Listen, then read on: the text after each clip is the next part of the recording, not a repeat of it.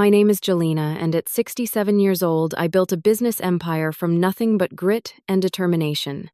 Despite my success, I prefer simple clothes and a modest lifestyle.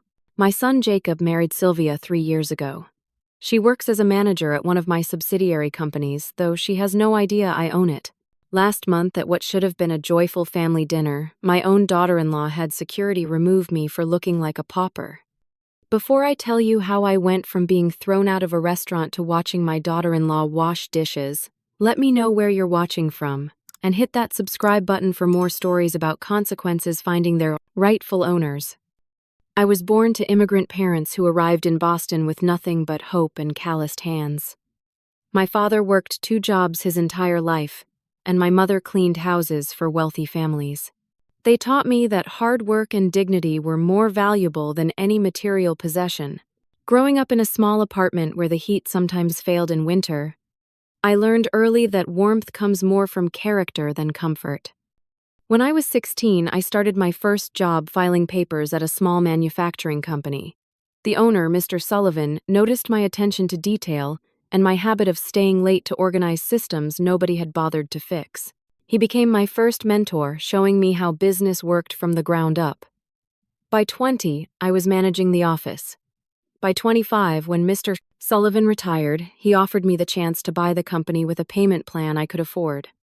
That small manufacturing company became the cornerstone of what would eventually grow into Consolidated Industries.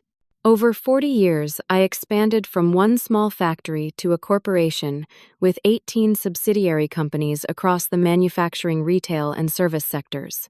We employ over 20,000 people nationally, and every step of that growth came from the principles my parents instilled in me: work hard, stay humble, and treat every person with dignity regardless of their position. Throughout my journey building this empire, I maintained the same simple lifestyle. My clothes are comfortable and clean, but rarely expensive. My home is modest compared to what I could afford.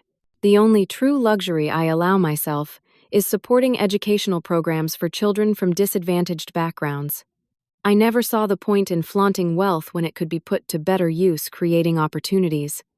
Jacob, my only son, grew up watching me build this company. As a single mother after his father passed away when Jacob was only 4, I tried to give him both love and valuable life lessons. I wanted him to understand that respect is earned through character, not purchased with credit cards. For many years, I thought those lessons had taken root. Jacob has always been kind-hearted, perhaps too much so. He wants everyone to be happy, which sometimes means he can be easily influenced by stronger personalities. He works in the marketing department of my main company, though, like most employees, he doesn't know I own the entire corporation. I established this arrangement to ensure he would advance on his own merit, not because of nepotism. The board and a select few executives know my identity, but I stay out of daily operations, serving instead as the rarely seen chairperson who reviews major decisions. 3 years ago, Jacob met Sylvia at a corporate function. She worked in the Human Resources Department of TechServe Solutions, one of my technology service subsidiaries. She was attractive, articulate, and ambitious. I could see why Jacob was drawn to her, but from our first meeting, I noticed how her eyes darted around the room, always looking for someone more important to talk to. She asked about my car, my jewelry, my address, and seemed disappointed by my answers. Sylvia lived for status and appearances. Her apartment was small but filled with designer labels. She wore clothes she could barely afford and spoke constantly about exclusive restaurants and clubs. None of these things are inherently wrong, but her tendency to judge others based solely on these external markers concerned me. Still, Jacob was in love, and I wanted to support his choices. Their wedding 2 years ago was lavish and extravagant. I offered to pay for it anonymously, channeling the funds through Jacob, as though they were an inheritance from a distant relative that had finally cleared legal hurdles. Sylvia chose the most expensive venue, flowers, and catering. During the planning, she once remarked that she was glad Jacob's shabby mother would at least be tucked away at a family table where business associates wouldn't have to interact with her. After the wedding, our relationship deteriorated steadily.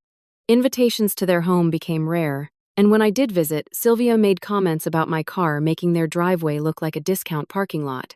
She began to schedule family events. At times, she knew I would be busy with community work. Jacob would call privately to apologize, but never in front of his wife. Last month, Jacob received a promotion to marketing director.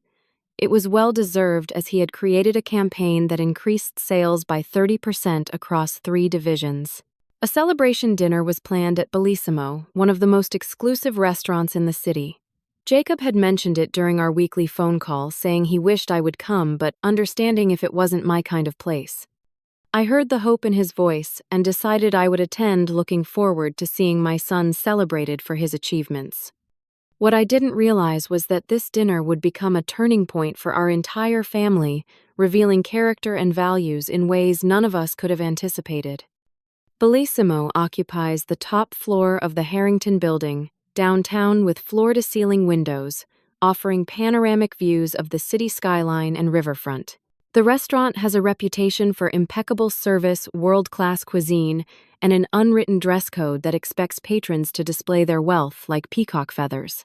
Reservations typically need to be made 3 months in advance, unless you know someone or are someone worth knowing. On the evening of the dinner, I chose my clothes carefully, not to impress, but for comfort and appropriateness. I wore navy blue slacks, sensible shoes that wouldn't leave my feet aching after an evening of sitting, and a simple white blouse with a cardigan. My jewelry consisted of the pearl earrings Jacob had given me for my birthday years ago and my wedding band. My hair was neatly styled, and I carried a practical handbag that had served me well for several years. I arrived 30 minutes early, hoping to surprise Jacob, and perhaps have a few minutes alone with him before the celebration began in earnest. The maitre d' looked me over as I approached the reservation desk, his eyes performing the instantaneous calculation of worth that becomes second nature in establishments like Bellissimo. "Good evening," I said warmly. "I'm here for the Thompson celebration dinner." His perfectly shaped eyebrow arched slightly. "Thompson party. Are you certain you have the correct restaurant, madam?" "Quite certain," I replied, maintaining my smile. "My son Jacob Thompson is celebrating his promotion. I believe the reservation may be under his wife's name, Sylvia Thompson." After consulting his tablet, his demeanor shifted marginally from dismissal to reluctant accommodation. "Ah yes, the Thompson party in our private dining section. They aren't scheduled to arrive for another half hour, but I can seat you at the table to wait." He led me through the main dining room where conversations temporarily paused as we passed. I caught fragments of whispered comments about standards slipping and membership requirements at private clubs. The maitre d' seated me at a beautifully appointed table with a spectacular view, handed me a menu without pricing, and departed with barely concealed relief. A young waiter approached cautiously, asking if I would like water while I waited. When I requested tap water rather than the sparkling or imported options, he suggested his smile became fixed. I was accustomed to these reactions and found them more amusing than hurtful. The true measure of service is how staff treat all guests, not just the visibly wealthy ones. As I waited, I observed the other diners in their designer clothes and flashy accessories. A table of business executives nearby clinked glasses of champagne that cost more than many people earn in a day. A couple at a window table took more photos of their food than bites from it. Everyone seemed to be performing wealth rather than enjoying the experience. After 20 minutes, my daughter Amanda arrived with her husband Thomas. Amanda had inherited my practical nature and worked as a research scientist at the university. Thomas was a high school English teacher. They dressed simply but well and valued education and kindness over material displays. Mom Amanda embraced me warmly. "You beat us here. I'm so glad you came." Thomas gave me a hug as well. "Jelena, you look wonderful. How's the community center project going?" We chatted about the reading program I'd been helping establish at a community center in one of the city's underserved neighborhoods. Amanda and Thomas had volunteered to teach weekend workshops there, and we were seeing encouraging results with the children's reading scores and engagement. Our conversation was interrupted by the arrival of Jacob and Sylvia. My son's face brightened when he saw me, and he hurried over to give me a hug. "Mom, you made it. I'm so happy you're here." Before I could respond, Sylvia's voice cut through the moment like a blade. "Jacob, darling, what is this?" Her eyes fixed on me with unmistakable disgust. She wore a black designer dress that probably cost more than a month's salary for most people, with diamonds at her ears and throat. "I invited her, Syl. It's my promotion celebration, and I wanted my mother here." Jacob's voice had a pleading quality that made my heart ache. Sylvia's face performed a remarkable transformation from outrage to artificial sweetness. "Of course, how lovely. I just wish we'd known you were coming." Her eyes slid over my outfit. "So we could have advised on the dress code." "The restaurant didn't turn me away," I said lightly. "And I'm comfortable. That's what matters to me." "Well, comfort is certainly a choice." Sylvia's smile didn't reach her eyes. She turned to the maitre d' who had reappeared. "Could we perhaps move my mother-in-law to that table?" She pointed to a location partly hidden by a decorative screen. "She'd be more comfortable away from the main group, I think." Jacob looked pained, but said nothing as I was relocated to a peripheral position. Amanda and Thomas immediately moved their seats to join me, their faces tight with suppressed anger on my behalf. "Don't let her get to you," Mom Amanda whispered. "She's just insecure." I patted her hand. After 67 years on this earth, it takes more than a snide comment about my clothes to disturb my peace. Yet despite my words, I felt a familiar disappointment settling in my chest. Not for myself, but for Jacob and the values he seemed to have abandoned in his marriage. The waiter distributed menus and took drink orders. When he came to me, Sylvia interjected before I could speak. "She'll have the house white," Sylvia said dismissively. "Nothing too complex." "Actually," I said calmly, "I'd prefer iced tea unsweetened." Sylvia laughed as though I'd told an amusing joke. "Mother Thompson doesn't indulge much. She's very frugal." The way she emphasized the word made it sound like a character flaw rather than a virtue. As more guests arrived, including Jacob's cousins with their spouses, Sylvia made a point of seating them away from my corner. I recognized several executives from various divisions of Consolidated Industries, none of whom knew me as anything other than Jacob's mother. It was clear Sylvia had invited people she believed would be useful for her social climbing, rather than those Jacob was actually close to. Appetizers were ordered for the table, and conversations flowed around various topics. I remained engaged with Amanda and Thomas, occasionally speaking with Jacob, when he made his way to our corner looking increasingly uncomfortable with the seating arrangement, but unwilling to challenge his wife. "So Jacob," I said, "during one such moment, tell me about this marketing campaign that earned you the promotion. I'd love to hear the details." His face lit up as he described the innovative approach he'd developed, targeting underserved market segments and creating messaging that resonated with their needs. I felt a surge of pride listening to him. His strategy reflected values of inclusion and genuine service, rather than exploitation. Sylvia appeared at his elbow, champagne flute in hand. "Darling, the CFO is asking about the projected fourth quarter numbers. Come be brilliant for him." She steered him away, then turned back to me with a tight smile. "No need to trouble yourself with business talk. It's all very technical and corporate." "I might understand more than you think," I replied mildly. "I've had some experience with business over the years." Sylvia laughed, a brittle sound like breaking glass. "Yes, your little craft store. How charming. But we're talking major corporate strategy here. Consolidated Industries is a multi-billion-dollar corporation." The irony of her statement might have been amusing under different circumstances. The little craft store was a community project I supervised, where local artisans could sell their work with proceeds funding art programs for disadvantaged youth. Sylvia had apparently constructed an entire fictional biography for me based on her assumptions. "Speaking of Consolidated," I said, "I understand you work for one of their subsidiaries, TechServe Solutions." Her posture straightened, pride evident in her expression. "Senior HR manager now, actually. It's a very prestigious position. We handle personnel for the entire Eastern Division." "That sounds interesting. How do you find the corporate culture there?" She gave me a condescending look. "It's an elite professional environment. Very different from what you'd be used to." We have standards and expectations about how people present themselves and behave. The conversation was interrupted by the arrival of more guests, including Jacob's boss from the marketing department. Sylvia immediately abandoned our conversation to greet him effusively. I observed her performance of deference and charm, noting how differently she behaved with people she deemed important. Throughout the next hour, the tension continued to build. Sylvia made repeated comments within my hearing about maintaining standards and the right kind of people. She strategically seated arriving guests to create a buffer zone around my table section. The waitstaff, taking cues from her behavior, became increasingly inattentive to our corner.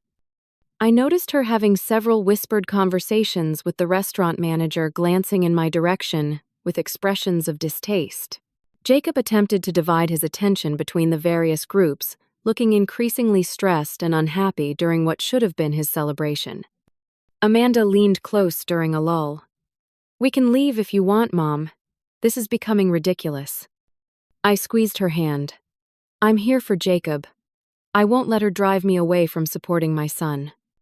As the main courses were about to be served, there was a stir at the entrance to our private dining area. A distinguished-looking man in an impeccably tailored suit entered, and Sylvia practically flew across the room to greet him. "Mr. Finch, we're so honored you could join us." Her voice carried clearly through the room, pitched to ensure everyone noted the presence of someone important. I recognized Douglas Finch, the president of TechServe Solutions, one of my subsidiary companies. We met quarterly at board meetings, though always in settings where my ownership position was known. Here he would have no reason to recognize me as anything other than a modestly dressed older woman. Sylvia led him around the room, introducing him to selected guests with flourishing descriptions of their importance. She carefully steered him away from my corner, but I could hear her panicked whisper to Jacob, "Your mother from the trailer park is embarrassing me in front of my boss. Couldn't she have at least borrowed some decent clothes for one night?" Jacob's response was too quiet to hear, but his face had reddened with some emotion I couldn't identify. Was it shame for me or for his wife's behavior? The uncertainty broke something in my heart. The arrival of Mr. Finch seemed to push Sylvia's anxiety about appearances to a breaking point. As the main courses arrived, she became increasingly agitated, shooting glances at my corner and whispering urgently to various restaurant staff. I continued my conversation with Amanda and Thomas, determined to maintain my dignity despite the growing tension. "The community literacy program is showing real promise," I was telling them. "The children's reading scores have improved by 30% since we started." Amanda beamed. "That's wonderful, Mom. The weekend I spent there was so rewarding. Those kids are so eager to learn when given the right support." Our conversation was abruptly interrupted by Sylvia's voice, deliberately projected to carry across the entire room. "This is completely unacceptable. We're celebrating my husband's promotion with the top executives from Consolidated Industries present. I will not have the evening ruined by inappropriate elements." The room fell silent as everyone turned to look. Sylvia stood near the main table, one hand on her hip, the other gesturing emphatically in my direction. Jacob stood beside her, his face drained of color. "Sylvia," he said quietly, "please don't do this." She ignored him, addressing the restaurant manager, who had appeared at her summons. "This is an exclusive establishment with standards correct. I specifically booked Bellissimo because you don't allow just anyone off the street to walk in." The manager nodded uncomfortably, clearly caught between customer service and the demands of his wealthy patron. "We do maintain certain expectations, Mrs. Thompson, but—" "Then I need you to enforce them," Sylvia cut him off. "That woman in the corner doesn't belong here." She pointed directly at me, her diamond bracelet catching the light as she gestured. "She's making other guests uncomfortable with her inappropriate appearance." A painful silence fell over the room. I sat perfectly still, my hands folded in my lap, my face carefully composed, despite the humiliation burning through me. Jacob finally found his voice. "Sylvia, that's my mother you're talking about. And if she cared about your career, she would have made an effort not to embarrass you in front of your superiors," Sylvia hissed. "Look at her, Jacob. Everyone is staring and wondering why there's a pauper at our table." Mr. Finch cleared his throat awkwardly. "Perhaps we should." No, you're absolutely right to be concerned, Mr. Finch. Sylvia continued, seizing on his discomfort as support. This reflects poorly on all of us. She turned back to the manager. I need security to escort her out. Immediately. The manager signaled, and two men in dark suits appeared at the entrance to our dining area. Jacob stepped forward, finally showing some backbone. This is insane. I won't let you throw my mother out of my dinner. Sylvia's face hardened. Either she goes or we can discuss your priorities at home later. Your choice, Jacob. I watched the conflict play across my son's face, seeing him weigh his marriage against his mother's dignity. Before he could respond, I stood up slowly, gathering my handbag. There's no need for security, I said, my voice steady despite the emotion threatening to choke me. I'll leave voluntarily. Amanda jumped to her feet. This is outrageous, Mom, don't go. Sylvia, you've gone completely too far. Sylvia's eyes narrowed. Security, please remove this pauper from our table. She's disrupting our entire evening. The security men approached uncomfortably, clearly not accustomed to removing guests who weren't causing any actual disturbance. One of them spoke softly. Ma'am, if you could come with us, please. Thomas stood up, his usually gentle face flushed with anger. This is absolutely disgraceful. You should be ashamed of yourselves. I placed a calming hand on his arm. It's all right, Thomas. I don't want to ruin Jacob's evening any further. I looked at my son standing frozen between his wife and his mother. Congratulations on your promotion, Jacob. I'm very proud of your work. With as much dignity as I could muster, I walked between the two security guards toward the exit. Amanda and Thomas followed immediately, both refusing to remain after such treatment. As we passed the main table, Mr. Finch looked at me with an odd expression, as though trying to place where he might have seen me before. Get this pauper away from the table, Sylvia called after us, loud enough for everyone to hear. This is what happens when we relax our standards. The walk through the restaurant's main dining area felt endless, with curious patrons turning to watch our unusual procession. I kept my head high and my pace steady, refusing to show how deeply the humiliation cut. Only when we reached the privacy of the elevator did I allow my shoulders to sag slightly. Mom, I'm so sorry, Amanda said, her eyes bright with tears of anger. That was unforgivable. We should go back and say something, Thomas insisted. She can't treat people this way. I shook my head. However, what happens next needs to be handled differently. In the quiet of my car in the parking garage, I finally allowed myself to feel the full impact of what had just occurred. The pain wasn't simply about being publicly humiliated, though that sting was certainly sharp. The deeper wound came from watching my son stand paralyzed, unwilling or unable to defend the mother who had raised him alone, taught him values, and supported his every dream. As I sat there, memories washed over me, Jacob as a small boy, proudly showing me a drawing he'd made of the two of us. Teenage Jacob helping an elderly neighbor carry groceries without being asked. Young adult Jacob volunteering at the same community centers I supported. Where had that compassionate young man gone? I started my car but didn't immediately drive away. This wasn't just about Sylvia's cruelty or my humiliation.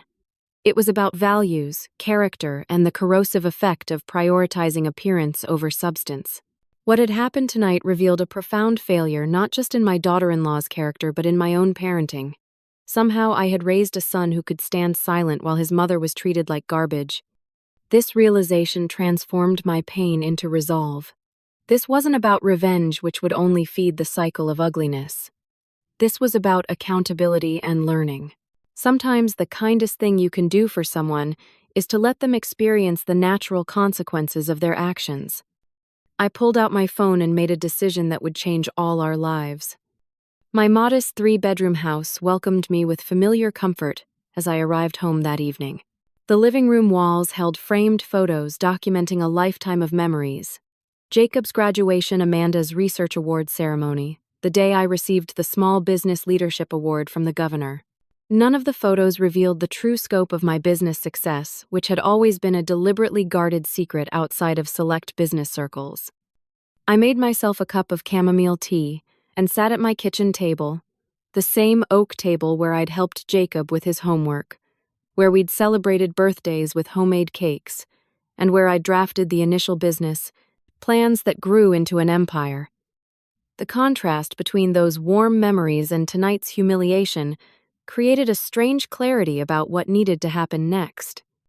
I picked up my phone and called Margaret, my executive assistant for the past 20 years, and one of the few people who knew my true position. "Jelena, it's nearly 11. Is everything all right?" Margaret's concern was evident even through the phone. "I've had an interesting evening," I replied, keeping my voice steady as I recounted the events at Bellissimo. Margaret's gasps of outrage punctuated my story. "That's absolutely horrifying. I can't believe Jacob just stood there.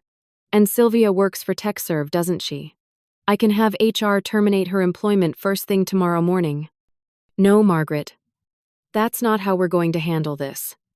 "But Jelena, she had security remove you from a restaurant. She called you a pauper to your face.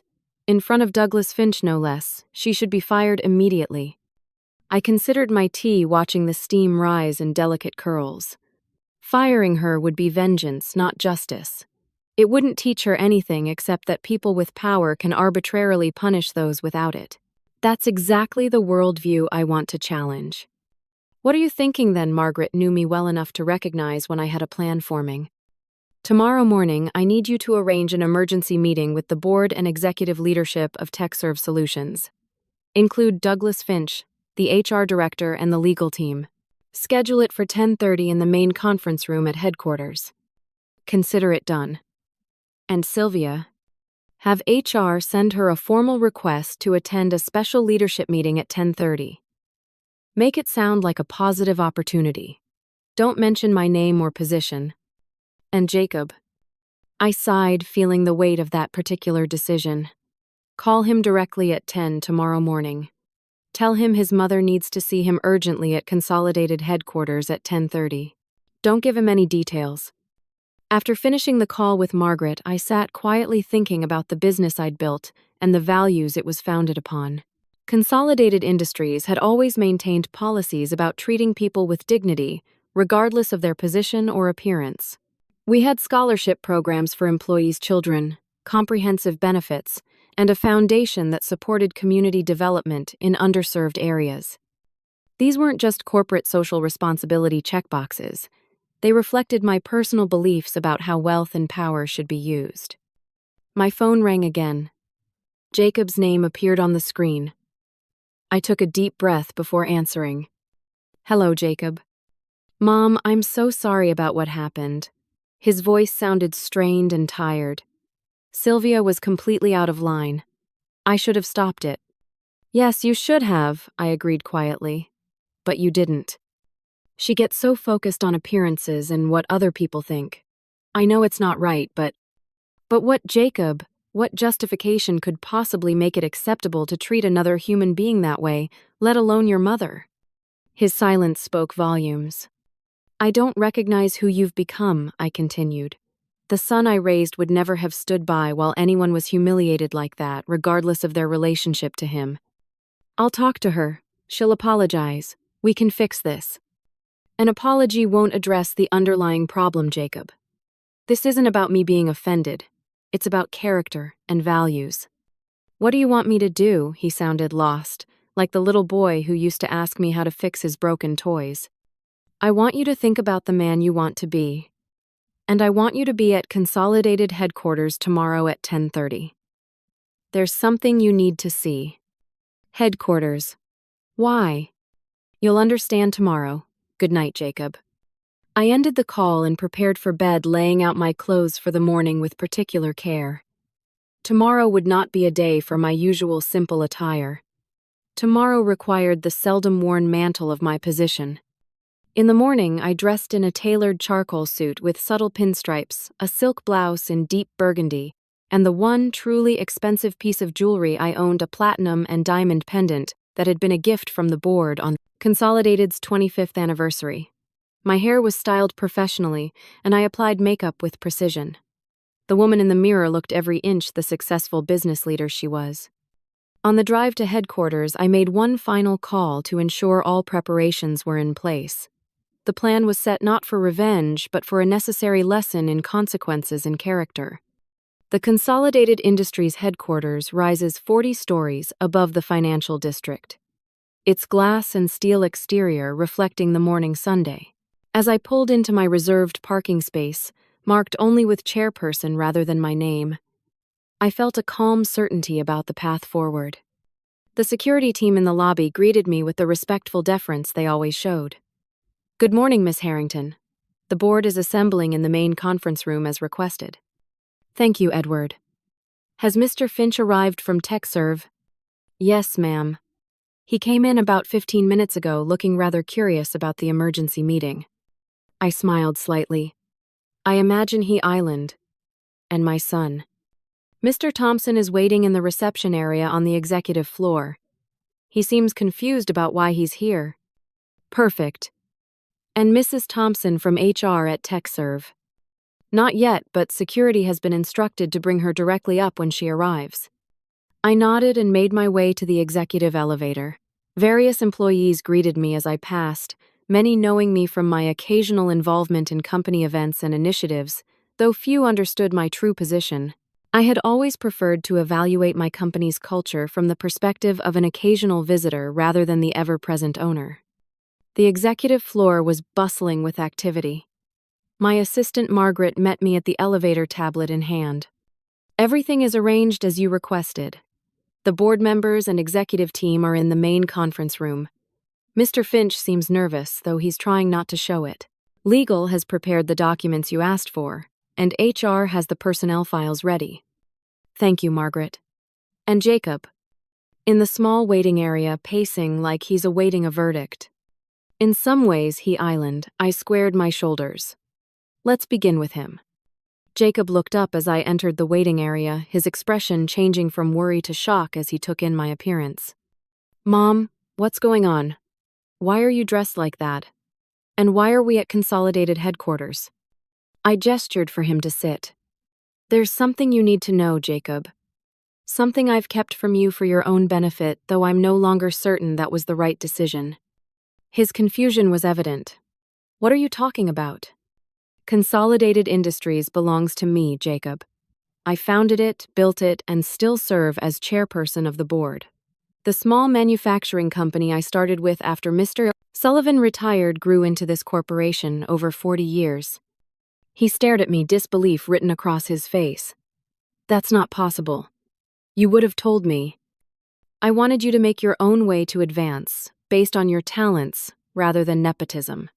The board and senior leadership know, of course, but we've kept it quiet. Your promotion was earned entirely on merit, which makes me very proud." Jacob's face cycled through emotions: shock, confusion, dawning comprehension, and finally horror as the implications of last night became clear. "Oh, God. Sylvia has no idea, does she? Last night when she called security on you. She had no idea she was having the owner of her company removed from a restaurant know. What are you going to do?" His voice was barely above a whisper. "I'm going to ensure there are appropriate consequences for her actions, Jacob. Not out of vengeance, but because character matters in this company." Before he could respond, Margaret appeared at the door. "Mrs. Thompson has arrived and been directed to the main conference room. Everyone is assembled." I stood. "It's time, Jacob. You need to see this." He followed me numbly down the hallway toward the large conference room where the company's most important decisions were made. Through the glass walls, we could see the assembled board members, executives, and leadership teams seated around the massive table. Douglas Finch was there along with the HR director and legal counsel. Sylvia had been seated near the far end, looking nervous but excited at being included in such a high-level meeting. As we entered, all conversation ceased. Every head turned toward us, and then the executives rose to their feet, a sign of respect that clearly bewildered Sylvia. Her eyes widened as she saw Jacob, then narrowed in confusion as she registered my transformed appearance. "Good morning, everyone," I said, my voice carrying the authority of my position. "Thank you for assembling on such short notice. Please be seated." I took my place at the head of the table with Jacob standing just behind my chair, still looking shell-shocked. Sylvia's expression had morphed from confusion to dawning horror as she began to piece together the situation. For those who may not be aware, I continued, I am Jelena Harrington, founder and chairperson of Consolidated Industries and all its subsidiary companies, including TechServe Solutions. All eyes turned to Sylvia, whose face had drained of color. Douglas Finch was looking between us with sudden recognition, no doubt remembering where he had seen me the previous night. I've called this meeting to address an incident that occurred yesterday evening, one that has significant implications for our company culture and values. I outlined the events at Bellissimo, succinctly describing Sylvia's behavior and comments without embellishment. The silence in the room grew heavier with each detail. When I finished, I looked directly at Sylvia. Mrs. Thompson, would you care to explain your actions?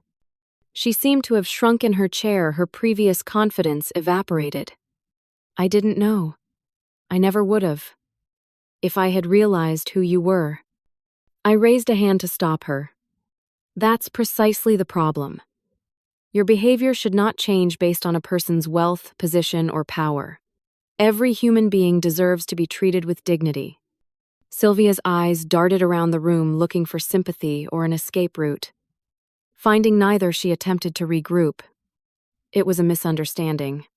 I was just trying to maintain the standards of the evening. I apologize if there was offense taken. Offense taken, I repeated softly. Miss Jeffries, I addressed our HR director. Could you please summarize our company policies regarding respect in the workplace and discrimination based on appearance or perceived socioeconomic status? Miss Jeffries nodded crisply. Consolidated Industries and all its subsidiaries maintain strict policies prohibiting any form of discrimination or disrespectful treatment based on appearance, age, socioeconomic background, or other non-performance factors. These policies extend to employee conduct that reflects on the company even outside work hours. Violations can result in disciplinary action up to and including termination. Thank you. I turned back to Sylvia. Mrs. Thompson, your behavior last night violated not just common decency but the core values this company was built upon. The fact that you would treat anyone that way is disturbing. That you would do so to family makes it worse. That you would only apologize after learning of my position makes it clear this isn't a simple misunderstanding, but a fundamental character issue. Sylvia's face crumpled. Please don't fire me. I need this job. I regarded her steadily. Firing you would be the easy solution, but it wouldn't address the underlying problem or provide an opportunity for growth. I nodded to Miss Jeffries, who slid a document across the table to Sylvia. This is a formal reprimand and notification of reassignment. Effective immediately, you are being transferred from your HR management position to an entry-level position in our corporate cafeteria operations. Sylvia stared at the paper in disbelief. Cafeteria operations. You want me to serve food? No, Mrs. Thompson. You'll be working in dish sanitation. It's honest work that serves an essential function in our organization. The position comes with standard entry-level benefits, but represents a significant reduction in salary. This is ridiculous. Sylvia's shock was turning to anger. You can't demote me to dishwasher because you don't like how I treated you at a dinner. I'm not doing this because I don't like how you treated me. I corrected her. I'm doing this because your demonstrated values are incompatible with a leadership position in human resources, where respect for all people regardless of appearance or status is essential. I gestured to the legal counsel, who provided another document. Your other option is resignation. However, company policy prevents us from providing references for employees who resign while under disciplinary review. Sylvia turned to Jacob, desperation in her eyes. Jacob, say something. She can't do this. My son stepped forward, his face solemn. Actually, Sylvia, she can. And after watching you have my mother removed from a restaurant for not looking wealthy enough, I think she should. For a moment, Sylvia seemed unable to process what was happening. Then, with visible effort, she composed herself. This is about power. You're just using your position to get revenge because your feelings were hurt. I shook my head. This is about alignment with company values. Every person in this room knows that I've spent 40 years building a company that treats people with dignity regardless of their position. You demonstrated clearly that you don't share those values. You have until the end of the day to decide, accept the reassignment, or resign. Douglas Finch cleared his throat. If I may, Mrs. Harrington, I witnessed the incident last night and was deeply uncomfortable with Mrs. Thompson's behavior, though I didn't recognize you at the time. I fully support this decision as aligned with our company values. Murmurs of agreement came from around the table. Sylvia looked from face to face, finding no allies. Finally, with a hand that trembled slightly, she picked up the reassignment document. I'll take the dishwashing position, she said, her voice barely audible. I can't afford to be unemployed. Very well. I stood, signaling the end of the meeting. Miss Jeffries will process the paperwork. You'll begin your new position tomorrow morning at 7 a.m. I suggest professional but practical attire. As the room emptied, Jacob remained watching Sylvia leave with her head down. Once we were alone, he turned to me, his expression troubled. I don't know what to say, Mom. I'm so sorry I just stood there last night. I should have defended you. Yes, you should have, I agreed. The question is, what are you going to do now? He ran a hand through his hair, a gesture he'd had since childhood, when facing difficult decisions. I need to think about who I've become and what I value. Watching all this unfold, I hardly recognize myself or my life anymore. I placed a hand on his arm. That recognition is the first step toward change, Jacob. I raised you to be better than what I saw last night. I know. I need some time to figure things out. As he turned to leave, I called after him. Jacob, I'm still proud of your promotion. You earned it through genuine talent and hard work. A ghost of a smile touched his lips. Thanks, Mom. That means more than you know. I watched him go, hoping that this painful lesson would help him find his way back to the values that truly mattered. 1 month later, I hosted a small family gathering at my home. The autumn afternoon was perfect for an outdoor meal with golden sunlight filtering through the changing leaves of the maple trees in my backyard. Amanda and Thomas arrived, first bringing a homemade apple pie and fresh flowers from their garden. The place looks wonderful, Mom, Amanda said, arranging the flowers in a simple glass vase. How have you been? Surprisingly well, I replied. Sometimes difficult situations clarify what truly matters. Thomas was setting the outdoor table. Have you heard from Jacob recently? Before I could answer, the back gate opened and Jacob walked through. He looked different somehow, less polished but more genuine, with a quiet confidence that reminded me of his younger self. We hadn't spoken much in the weeks following the restaurant incident and subsequent meeting at Consolidated. He had asked for space to think, which I had respected. Amanda hurried over to hug her brother. I wasn't sure you'd come. And Miss Mom's famous pot roast. Not a chance. He approached me somewhat hesitantly. Hi, Mom. I opened my arms, and he stepped into them without hesitation. It's good to see you, son. As we prepared the meal together, a comfortable familiarity returned. Jacob chopped vegetables while Amanda prepared the salad, and Thomas handled the grill. The conversation flowed naturally, touching on Amanda's research, Thomas's students, and community projects. Eventually, Jacob addressed the elephant in the room. Sylvia and I are separated, he said quietly as we worked side by side in the kitchen. I've moved into an apartment downtown. I nodded, giving him space to continue at his own pace. After everything that happened, I couldn't look at her the same way.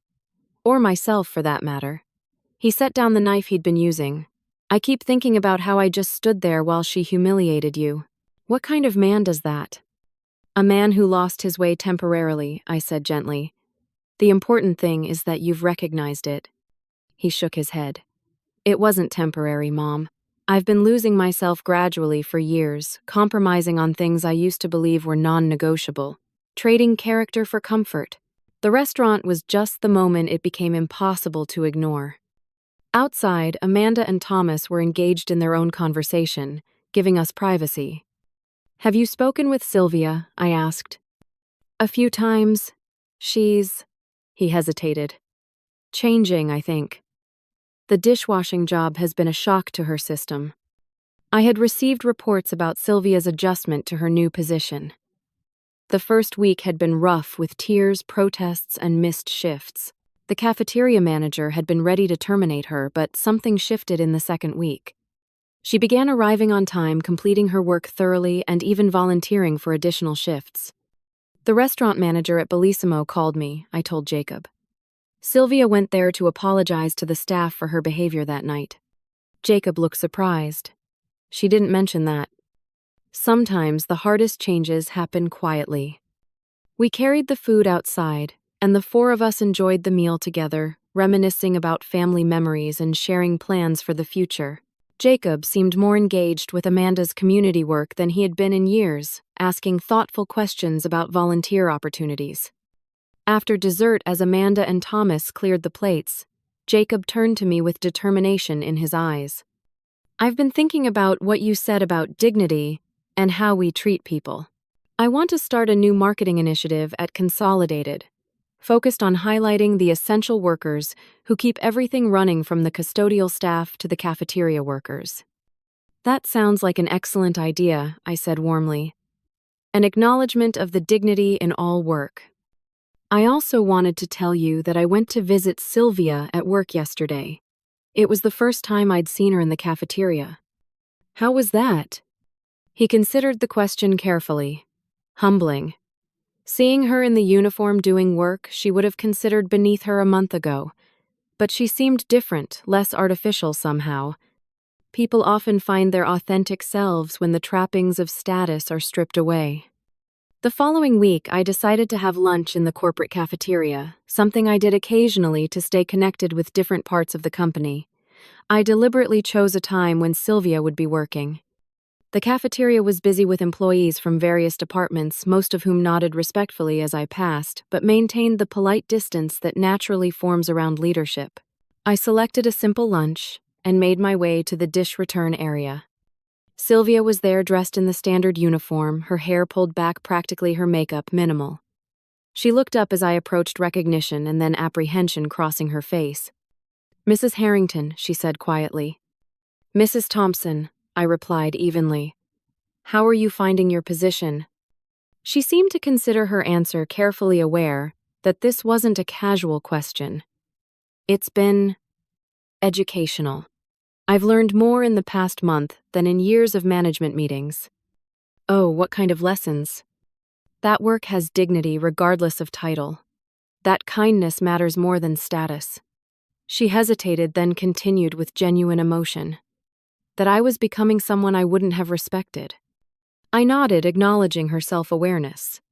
Those are valuable insights. "I owe you an apology," she said, meeting my eyes directly for the first time. "Not because you're my boss or because you have power over my career, but because what I did was wrong and I'm truly sorry for it." "Thank you for saying that, Sylvia.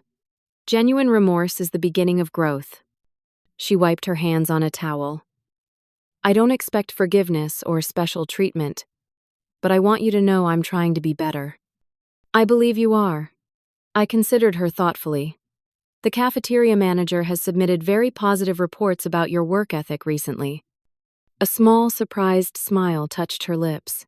"I've been trying to apply the same dedication I used to give to climbing the corporate ladder to simply doing good work, whatever that work island. That's a philosophy that will serve you well." I paused, then added, "Miss Jeffries in HR mentioned that there's an opening in the Employee Assistance Program. It's an entry-level position, but focused on helping employees access support services. Given your new perspective, you might be well suited for it." Hope flickered in her eyes. "Do you think I could apply?" "I think everyone deserves a path forward when they demonstrate genuine change. The application deadline is Friday." As I turned to leave, she called after me softly. "Mrs. Harrington, thank you for not firing me. That would have been easier for you, but I wouldn't have learned anything. Sometimes the harder path is the more valuable one, Sylvia." The following Sunday, Jacob came for dinner alone. As we sat on the porch swing afterward, watching the sunset paint the sky in shades of pink and gold, he seemed more at peace than I had seen him in years. "Sylvia applied for the position in the Employee Assistance Program," he told me. "She seems serious about changing." "Do you think your marriage can be saved?" I asked gently. He considered the question carefully. I don't know. We're both different people now than when this all started. Maybe that's good, maybe not. We're taking it one day at a time. That's all any of us can do, Jacob. I keep thinking about what you built, Mom. Not just the company, but a life of integrity. You never compromised your values, even when it would have been easier. I smiled, remembering the long journey. I made plenty of mistakes along the way. The important thing is learning from them. Jacob nodded. I've learned that wealth isn't about what you own or wear. It's about the richness of character and relationships. That's a lesson worth any price, I agreed. The sky deepened to indigo as stars began to appear. In the gentle evening quiet, I reflected on how life's most painful moments sometimes become our most powerful teachers. The humiliation at Bellissimo had been a breaking point, but also a breakthrough that allowed truth and growth to emerge. Real wealth isn't measured in bank accounts or designer labels, but in the courage to live according to your values, the wisdom to learn from mistakes, and the relationships that sustain us through life's challenges. Sometimes it takes losing our way to truly find our path. What about you? Have you ever had to choose between status and dignity, or witness someone being judged by their appearance rather than their character? I'd love to hear your thoughts in the comments below. And if this story resonated with you, please like, subscribe, and share it with someone who might need this reminder about what truly matters. Thank you for listening, and remember that your worth is never determined by what you own, but by how you treat others along the way.